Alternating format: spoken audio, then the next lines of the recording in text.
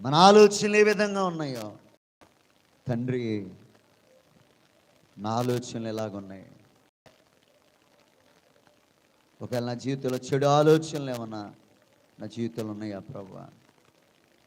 అపవాదిగాడు ముందు ఆలోచన పెడతాడు. ఆలోచన ద్వారా అపవాదిగాడు నీలోకి వచ్చేస్తాడు.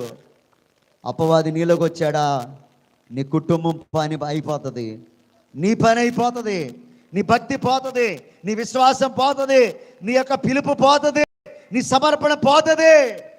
ఒట్టివాడు అయిపోతావు, ఒట్టిదాని అయిపోతావు. ఎందుకు బతుకుతున్నా అర్థం కాకుండా నీ జీవితం మీద నీకే వ్యర్థం చేసింది. ఆ స్థితిలోకి అపవాది గారు తీసుకెళ్తాడు. సహోదరుడా, సహోదరి, యేసయ్యా నిజంగా అపవాది ఆలోచనలు నాలో తీసివేనా ఆయన.